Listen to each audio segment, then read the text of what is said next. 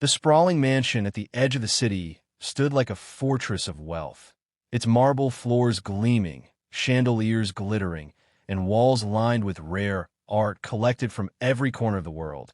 But within its silent halls lived a sadness money could not cure. The Millionaire's twins, Emma and Ethan, were believed to be completely blind. From the moment they were born, doctors told the grieving father that his children would never see the beauty of the world he had built for them, never gaze upon his face, never recognize the glittering toys or the gardens blooming in the courtyard. And though he spent millions consulting specialists across Europe and America, the verdict was always the same. There was no hope. The twins grew up surrounded by every luxury imaginable, their rooms filled with soft toys and music boxes, but their lives were defined not by joy, but by shadows, their tiny hands reaching out to touch, their ears straining to follow sound, their laughter rare and fleeting. The millionaire, though powerful in the outside world, felt powerless at home, a father who could command industries, yet could not gift his children sight. So, he buried himself in work, pouring his energy into deals, meetings, and building his empire, as if avoiding the silent reminder of his greatest failure. Into this home of wealth and sorrow stepped Grace, a young black maid with a gentle voice and observant eyes, hired not just to clean, but to help care for the children. And from the very first day, she noticed things others had overlooked. Unlike the other servants who tiptoed around the children as if they were fragile dolls, Grace treated them with warmth and patience, singing to them while folding laundry, describing colors while serving meals, and holding their hands while walking them through the garden. Slowly, she began to see patterns the doctors and nurses had missed. Emma's eyes seemed to shift ever so slightly when sunlight poured through the window, her gaze catching on the golden glow as though she sensed more than darkness. Ethan, too, turned his head whenever someone moved quickly in front of him, as if faint outlines stirred at the edge of his awareness. Grace didn't dismiss these small moments as chance. She watched closely, day after day, testing quietly without anyone noticing. Once, while polishing silverware, she deliberately let a spoon catch the light and placed it on the table where Emma sat. To her amazement, the little girl tilted her head, staring at the flickering reflection with an intensity no blind child should have had. Another time, she dropped a soft red ball and saw Ethan's hand reach not randomly, but in the right direction, guided by something beyond mere sound. Grace's heart raced as realization began to form. Could it be that the twins weren't completely blind? Could their world, thought to be only shadows and darkness, actually hold faint images, blurred outlines, and traces of light?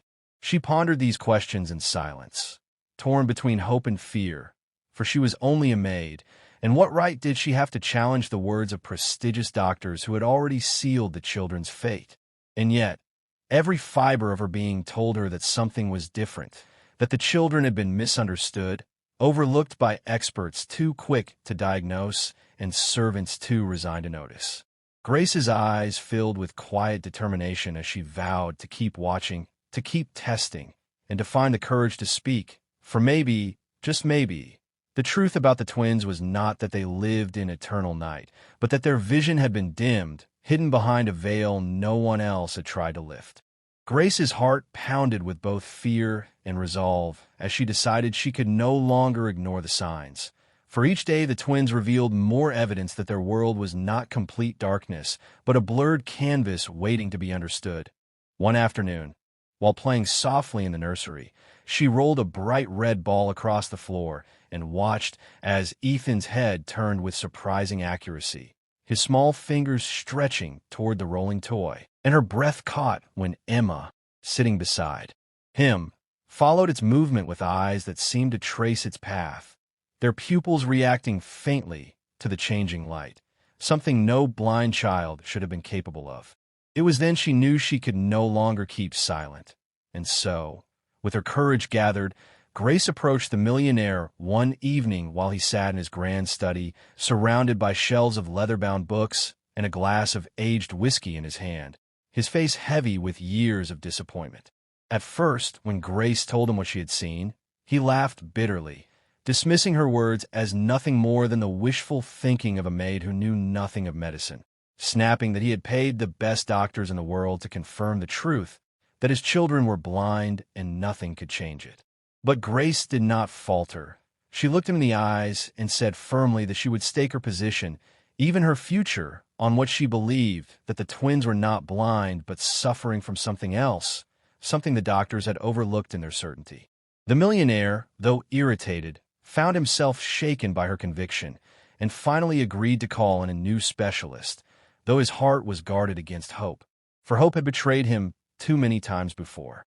Days later, when a new doctor arrived and conducted a thorough series of tests, silence fell across the room as he looked over his notes with widening eyes.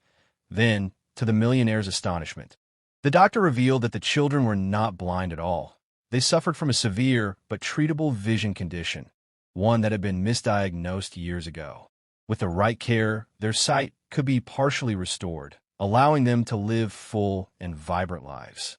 The millionaire, a man who had weathered boardroom battles of financial storms without a tear, broke down completely, falling to his knees as his twins clung to him, their small hands touching his face as though sensing his joy.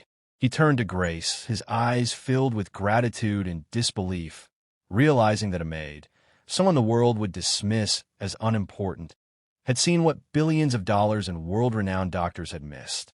The mansion, once weighed down by silence and sorrow, transformed overnight.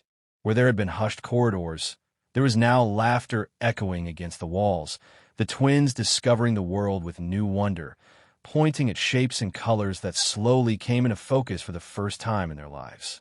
Grace remained humble, never boasting of what she had uncovered, but her quiet strength and watchful heart became the very foundation of the family's joy.